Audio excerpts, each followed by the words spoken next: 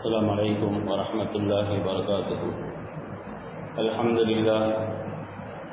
لله رب العالمين، والصلاة والسلام على سيدنا محمد صلى الله عليه وسلم وآله وصحابه أجمعين، أما بعد.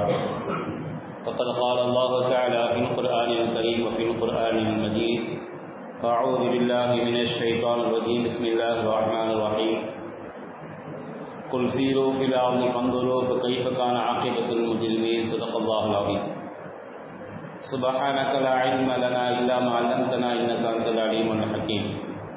اللهم رب اشرح لي صدري ويسر لي أمري واحلل عقدة من لساني يفقهوا قولي. الصلاة والسلام عليك يا رسول الله، الصلاة والسلام عليك يا حبيب الله، الصلاة والسلام عليك يا رحمة للعالمين صلى الله عليه وسلم. புகழ் அனைத்தும் அல்லாஹ் ஒருவனுக்கே உண்டாகட்டுமாக. இல்லாஹ் சல்லார் எம்பெருமானார் ரசூலை கரீம் ஸல்லல்லாஹு அலைஹி வஸல்லம் அவர்கள் மீதும், அன்னாரின் குடும்பத்தார்கள், வழி தோன்றர்கள், வழியை பின்பற்றியவர்கள், நாதாக்க நரடியார்கள், குறிப்பாக நம் அனைவர் மீதும் அல்லாஹுவின் சாந்தியும் சமாதானமும் கருணையும் கிருபையும் என்றென்றும் நின்று நிலவட்டுமாக. ஆமீன்.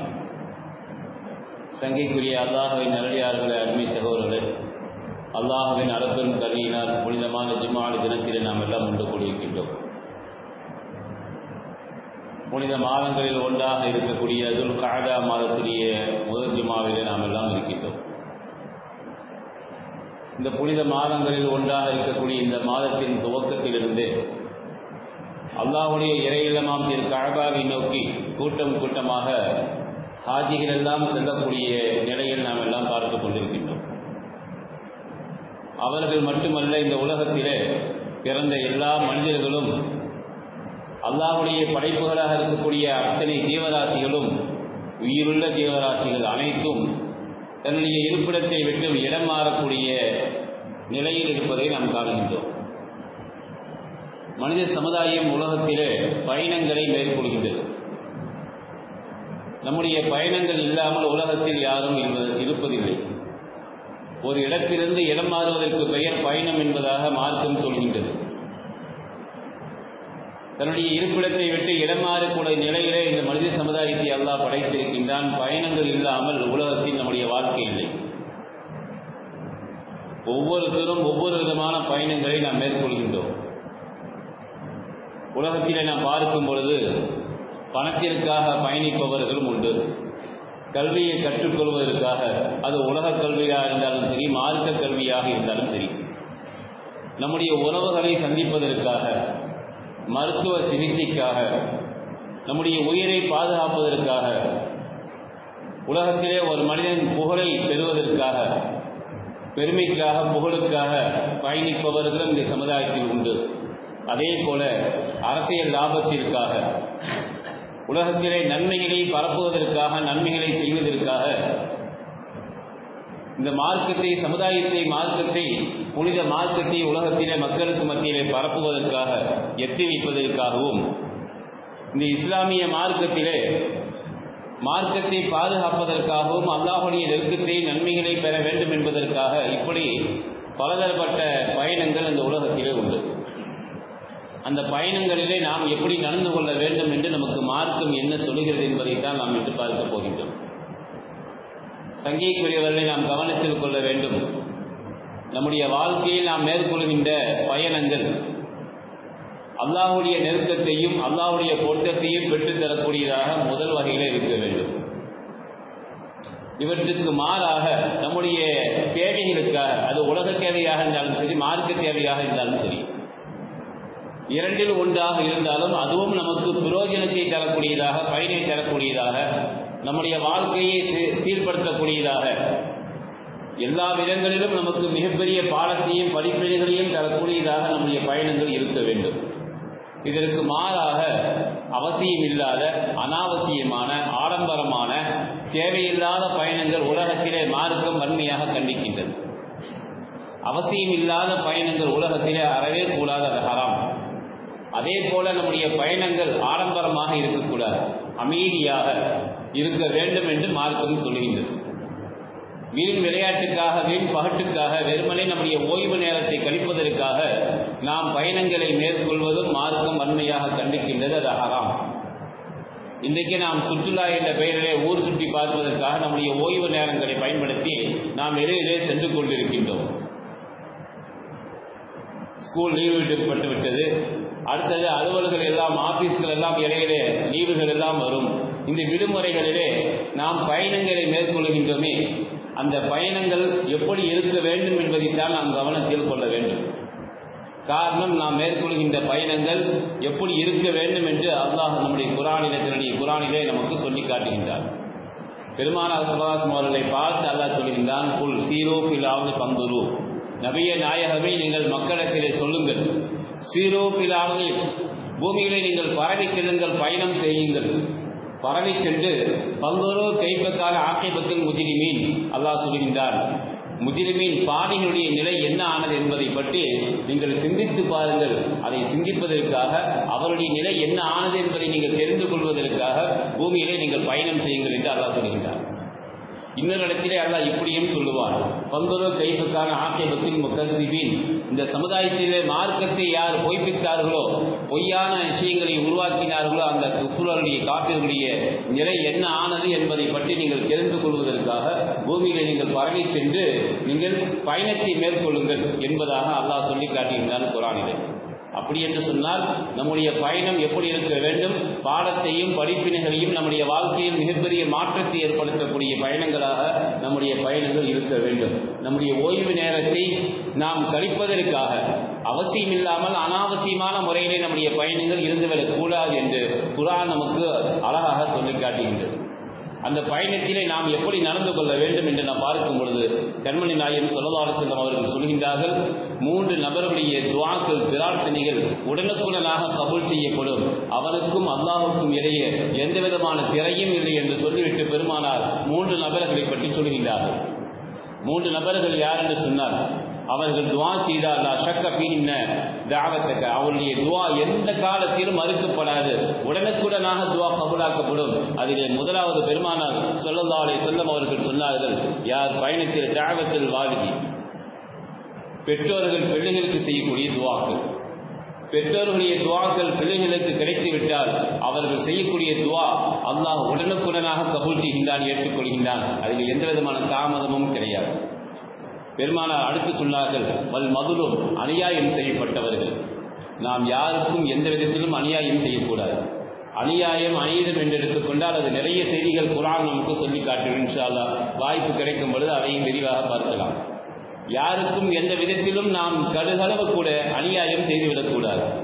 அப்படி யாருக்காவது அநியாயம் செய்யப்பட்டு அந்த அநியாயம் செய்யப்பட்டவர்கள் அல்லாஹ்விடத்தில் கரமேந்தினால் அல்லாஹ் அவர்கள் கரம் இறங்குவதற்கு முன்பதாகவே அவருடைய துஆக்களை, சங்கடங்களை அல்லாஹ் போக்கி விடுகின்றான், அவருடைய துஆக்களை அல்லாஹ் கபூல் செய்கின்றான் என்று பெருமானார் ஸல்லல்லாஹு அலைஹி வஸல்லம் அவர்கள் சொல்லி காட்டுகின்றார்கள். அப்படி என்று சொன்னால் இன்றைக்கு நாம் எத்தனை நபர்களை மனதிலோ, நாவிலோ, வார்த்தைகளிலோ சங்கடப்படுத்தி கொண்டிருக்கின்றோம் என்பதை நாம் கவனத்தில் கொள்ள வேண்டும்.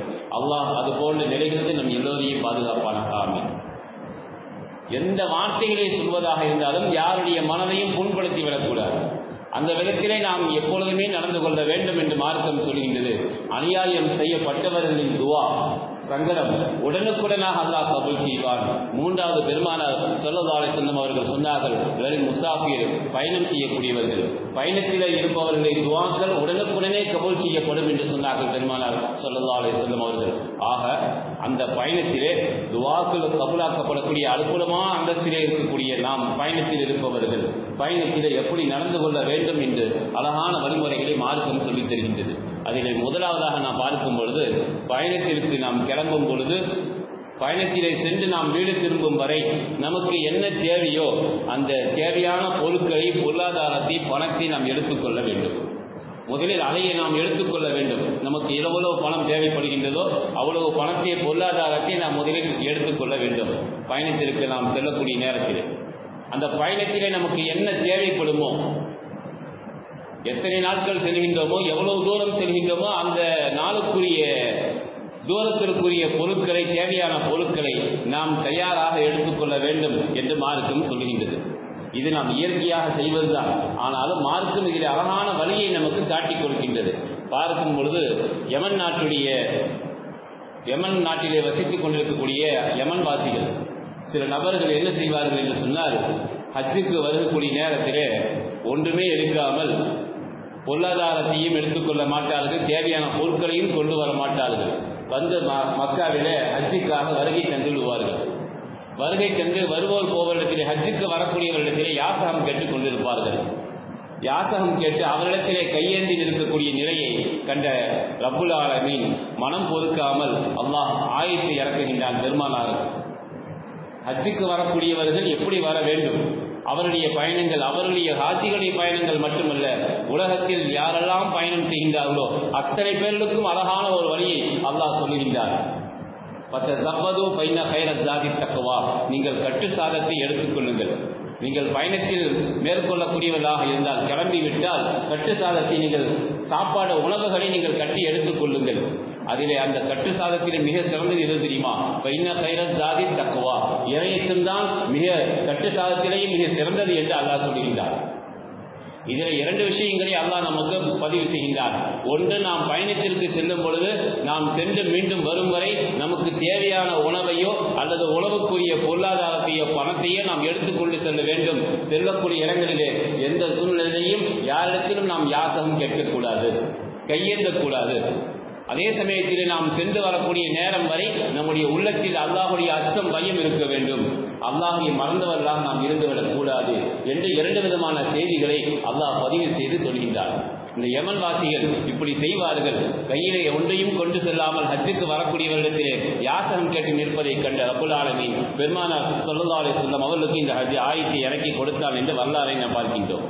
ஆக சங்கிக்கிறவர்களே, நாம் பயணத்தில் நாம் கிளம்பக்கூடிய ஒரு நேரத்திலே போய்விட்டு மீண்டும் வரும் வரை உணவுக்காகவும் உணவுகளையும் அதே போல குறைந்த அளவு தூரமாக இருந்தால் உணவை தயார் செய்து எடுத்துச் செல்வது அது மிகப்பெரிய பெருமானாருடைய அழகான சுன்னத் என்று நாம் பார்க்கின்றோம்.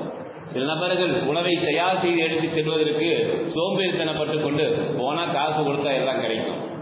சங்கிக்கிறவர்களே, நாம் கொண்டு செல்வதற்குரிய வசதி இருந்தால் கொண்டு செல்வது சிறப்பு.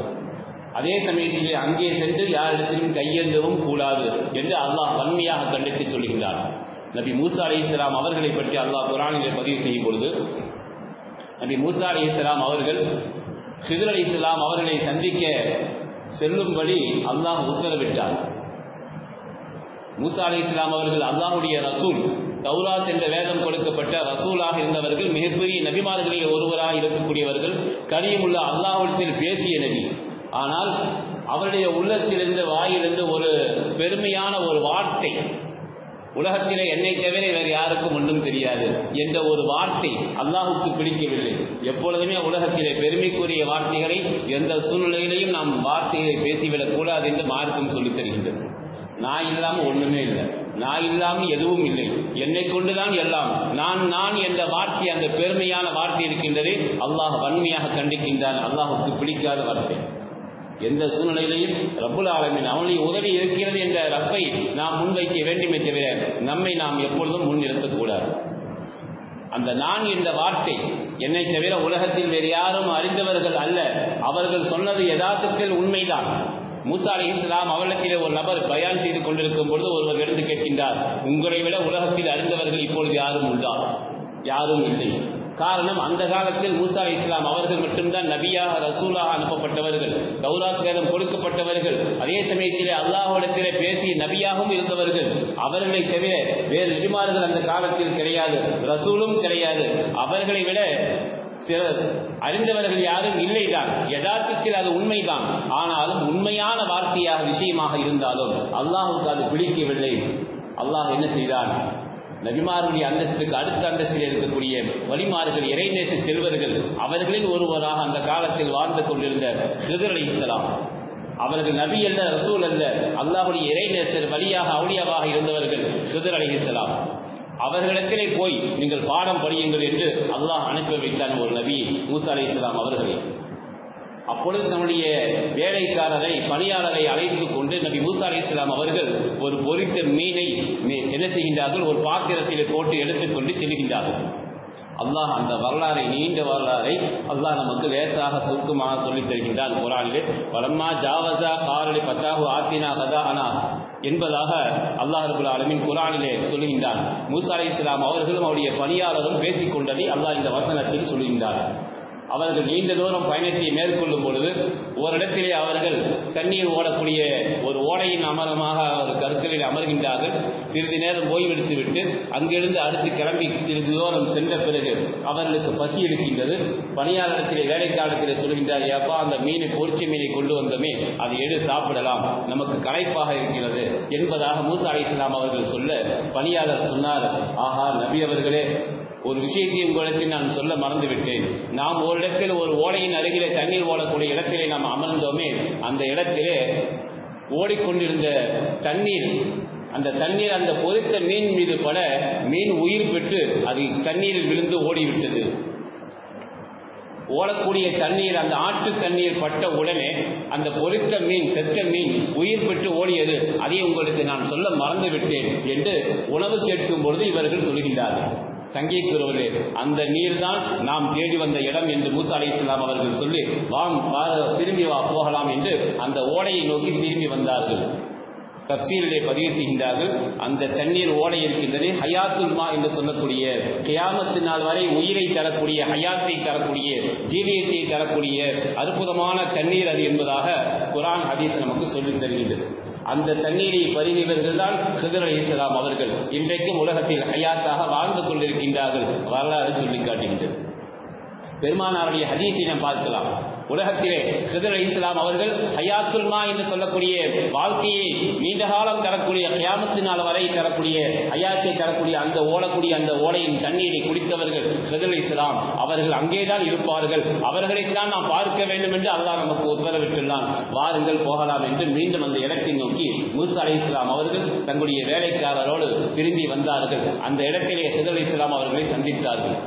இந்த வரலாறுகளை சொல்லிக் கொண்டு வரும்பொழுது அல்லாஹ் ரப்பல் ஆலமீன் இந்த வசனத்தை சொல்லுகின்றான். அவர்கள் பயணத்தில் செல்லும் பொழுதே என்ன செய்தார்கள்? அவர்கள் நபிதான், ரசூல் தான். அல்லாஹ்விடத்தில் எங்கிருந்து கேட்டாலும் அல்லாஹ் கொடுப்பார்.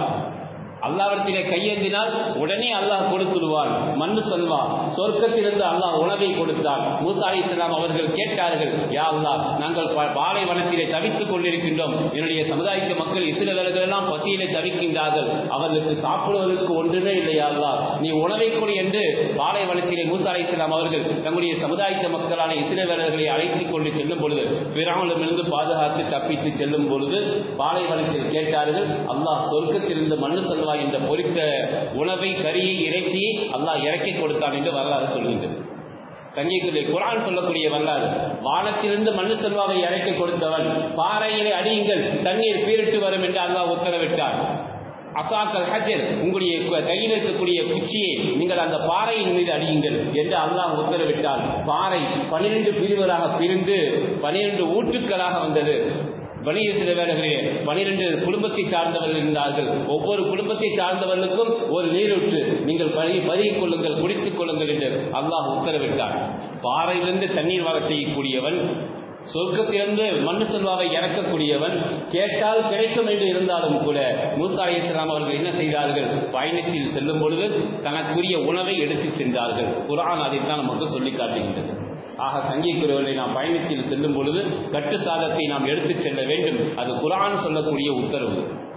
அதற்குரிய பயணத்தில் தேவைப்படக்கூடிய பொருளை நாம் எடுத்துச் செல்ல வேண்டும். பயணத்தில் எந்த சூழ்நிலையிலும் நாம் யாரிடத்திலும் கையேந்தி இருக்கக்கூடிய நிலை வந்துவிடக் கூடாது என்று வன்மையாக குர்ஆன் நமக்கு கண்டித்து சொல்கின்றது.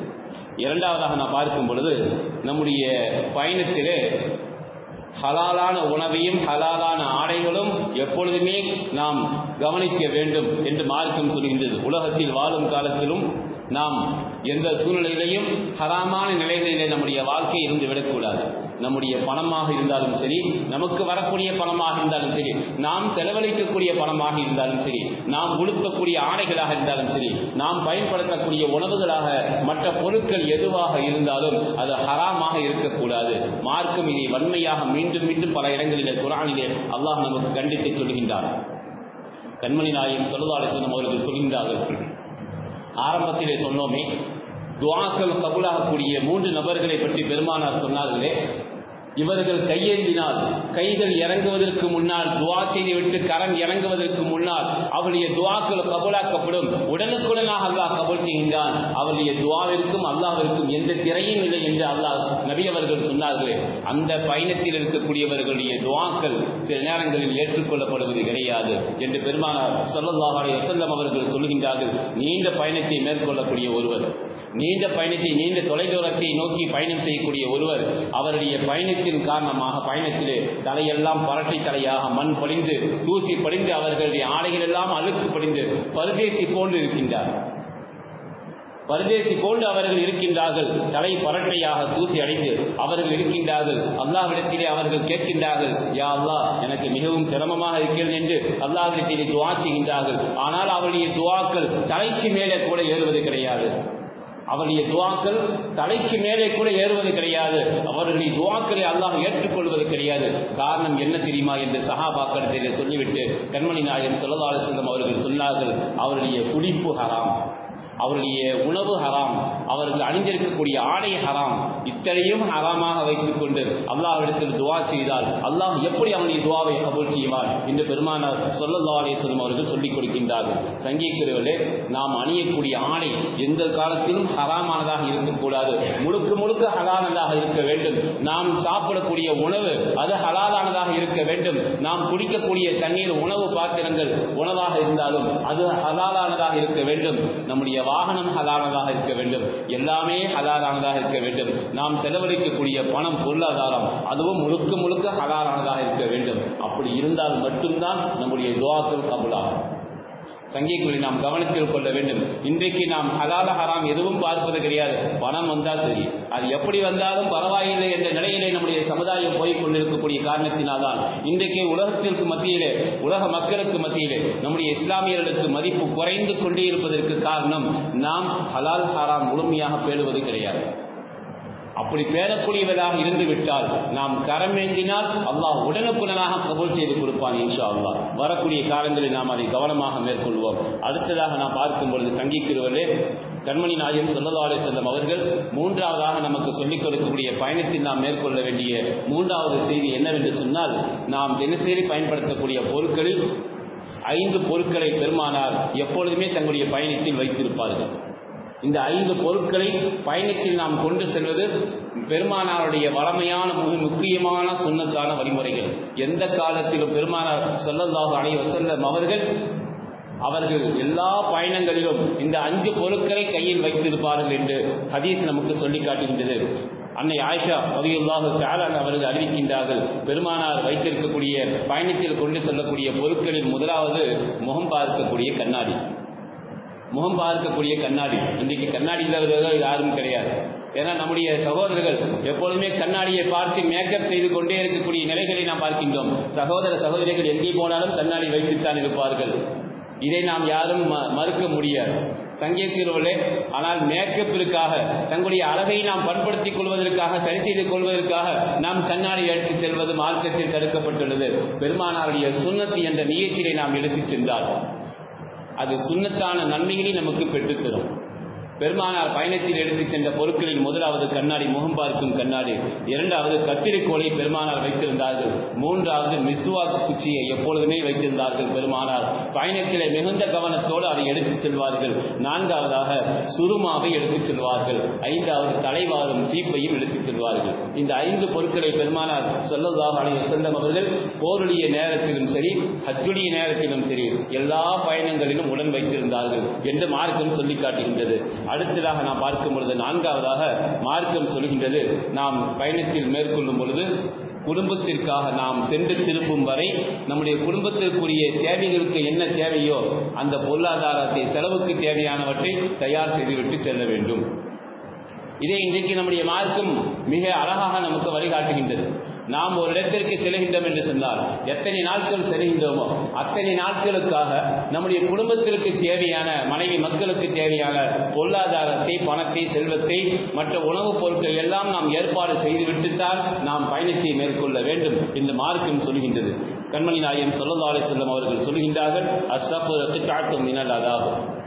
பயணத்தை பற்றி சொல்லும் பொழுது இன்றைக்கு நாம் எல்லாம் பயணத்தை எவ்வளவு சந்தோஷமாக நாம் அனுபவிக்கின்றோம். டூர் என்ற பெயரிலே, சுற்றுலா என்ற பெயரிலே பயணத்தை நாம் அழகாக அனுபவிக்கின்றோம். ஆனால் அந்த பயணம் எவ்வளவு பெரிய சோதனை மிக்கது என்று கண்மணி நாயகம் ஸல்லல்லாஹு அலைஹி வஸல்லம் அவர்கள் சொல்லும் பொழுது சொன்னார்கள், அஸ்ஸஃபரு கிதாஅத்தும் மினல் அஸாப், வேதனையின் சோதனையின் ஒரு துண்டு என்று பெருமானார் சொன்னார்கள்.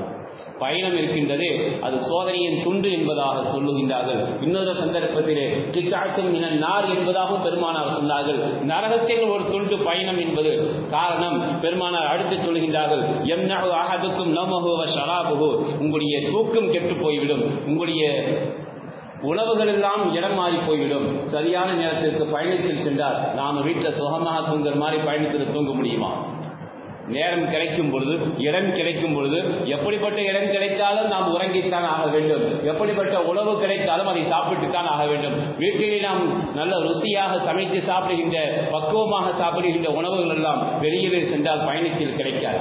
பெருமானார் அழகாக சொன்னார்கள், உங்களுடைய இந்த தூக்கம், உணவு எல்லாம் மாறி போய்விடும், அது மீறி போய்விடும் என்று சொல்லிவிட்டு தடுக்கப்பட்டுவிடும். வைதா கலா அனுகுமத்தகம் மத்திகி, நீங்கள் எந்த காரியத்திற்காக பயணத்தை மேற்கொள்கின்றீர்களோ, உங்களுடைய வீட்டை விட்டு நீங்கள் வெளியேறுகின்றீர்களோ, உங்களுடைய தேவை முடிந்து விட்டால் மிக வேகமாக என்பதாக பெருமானார் ஸல்லல்லாஹு அலைஹி வஸல்லம் அவர்கள் சொல்கின்றார்கள். உங்களுடைய தேவைகள் எந்த தேவைக்காக, எந்த காரியத்திற்காக, எந்த வேலைக்காக நீங்கள் வெளியே பயணம் மேற்கொள்கின்றீர்களோ, வேலை முடித்து விட்டால் விரைவாக உங்களுடைய குடும்பத்தின் பக்கம் திரும்பி வாருங்கள்.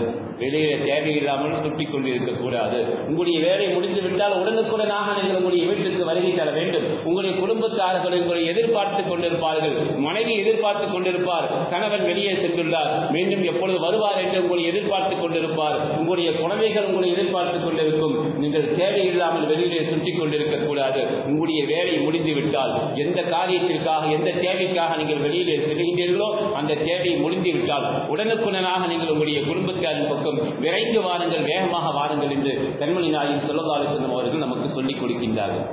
சங்கைக்குரியவர்களே, நம்முடைய வேலை வெளியிலே எந்த தேவையாக இருந்தாலும் சென்று அது முடிந்து விட்டால் உடனுக்குடனாக நம்முடைய வீட்டை நோக்கி நாம் வருகை தர வேண்டும் என்று மார்க்கம் சொல்கின்றது. இன்ஷா அல்லாஹ் இன்னும் பல வழிகாட்டுதல்களை மார்க்கம் நமக்கு அழகாக சொல்லி காட்டுகின்றது. வரக்கூடிய வாரத்தில் அது விரிவாக பார்க்கலாம். இந்த பயணத்தினுடைய பண்பாடுகளை நாம் முழுமையாக தெரிந்து நம்முடைய வாழ்க்கையிலே செயல்படுத்தக்கூடிய நன்மக்களாக மாற வேண்டும். அல்லாஹ் அந்த வாக்கியத்தை நம் எல்லோருக்கும் தந்தல் புரிவானாக.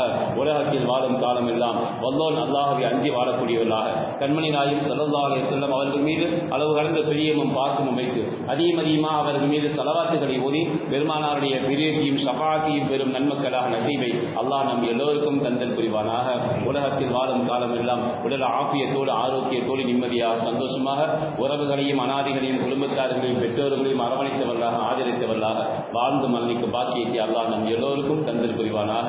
உலகத்திலே இருந்து மறையக்கூடிய நேரத்திலே, ரூஹு பிரியும் நேரத்தில் கலிமா தய்யிபா லா இலாஹ இல்லல்லாஹ் முஹம்மது ரசூலுல்லாஹ் என்ற திருக்கலிமாவை கூறிய வண்ணம் சொர்க்கத்திலே நம்முடைய தங்குமிடத்தை கண்டு ரசித்த வண்ணம் நம்முடைய பாவங்கள் மன்னிக்கப்பட்ட நிலையில், சக்கராத்துடைய வேதனை லேசாக்கப்பட்ட நிலையில், அல்லாஹ்வுடைய அவருடைய ஹபீபுடைய பொருத்தத்தையும் நெருக்கத்தையும் பெற்ற நிலையில் ரூஹு பிரியும் பாக்கியத்தை அல்லாஹ் நம் எல்லோருக்கும் நசீபாக்கி தந்தல் புரிவானாக.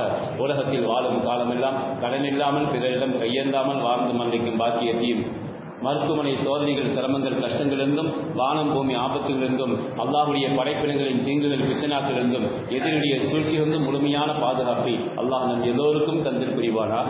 நம்முடைய கண்கள் மூடுவதற்கு முன்னால் கருணையாளனின் இல்லமான காபாவை கண்டான கண்டு ரசிக்கும் பாக்கியத்தையும், கண்மணி நாயகம் ஸல்லல்லாஹு அலைஹி வஸல்லம் அவருடைய ரௌதாவை தியானம் செய்யும் பாக்கியத்தையும் அல்லாஹ் நம் எல்லோருக்கும் மீண்டும் மீண்டும் நசீபாக்கி தந்தல் புரிவானாக. எதை கேட்டோமோ அதை நம்முடைய வாழ்க்கையில் அமல் செய்யக்கூடிய நல்ல நசீபையும் அல்லாஹ் தந்தல் புரிவானாக. وآخر دعوانا الحمد لله رب العالمين. السلام عليكم ورحمة الله وبركاته.